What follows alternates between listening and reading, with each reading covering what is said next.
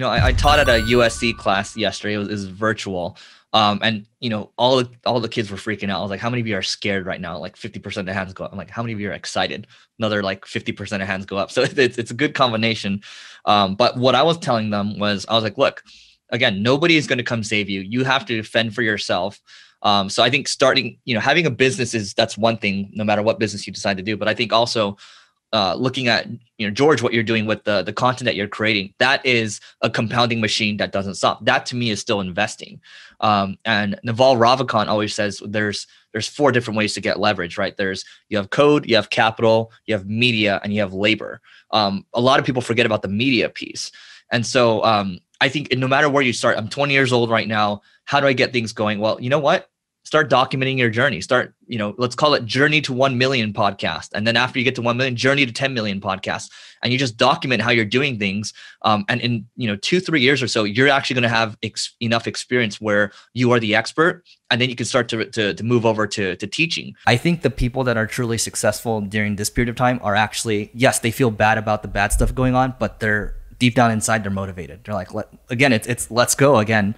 And, some of the entrepreneurs I talk to, it's like, they don't brag about their success right now. But they're like, dude, my business is up like a lot and I'm just going to keep working hard. So I think right now it's like, if you don't know anything, you don't have any experience right now. Let's say you're graduating from college. Okay. You didn't get to go to your graduation ceremony this year. What I did in the beginning was I read so much and I read a lot. I learned a lot. I listened to podcasts such as this one, and I reached out to people that I admired. And let's say I want to work for Jordan Belfort. I want to learn sales more. I'm going to DM him. I know what he's interested in. I'm gonna say, hey, I spotted these 3 things over here. I would like to help you for free. And if it works out well, boom, I'm negotiating, by the way, you're gonna respect that. Hey, you know what? In a month, if it goes well, let's do something for the long term. And like 80-90% of the time people do that to me, it works and I respect them more. And without fail, 100% of them have gone on to do amazing things. And I still talk to these people because I love them, because they're driven and they want to make an impact. What are some habits that, you mentioned resiliency already. I guess some other habits that you kind of develop or you think are like core principles that we can take from games, or maybe swap games out with something else that someone can relate to that you now take in a business. For sure. I think, persistence is probably one of the most important things. One of my favorite quotes from Winston Churchill is, if you're going through hell, keep going. And I love that, right? I think most people see pain as this like really negative thing. As long as it's not physical pain, it's all designed to help make you better, right? So I think, if I decided to, and I'm sure this is the same for you guys, my first podcast, Leveling Up, after the first year, I was only getting 9 downloads a day. And after the second year, I was only getting 30 downloads a day. And mind you, I was spending 6 hours a week editing, reaching out to people, doing the interview, I was doing it all on my own while I was trying to save Single Grain. Everything was on fire. Your agency. My mom would probably be like, you're an idiot. What are you doing? Like, stop. Like, you're not getting any results here, right?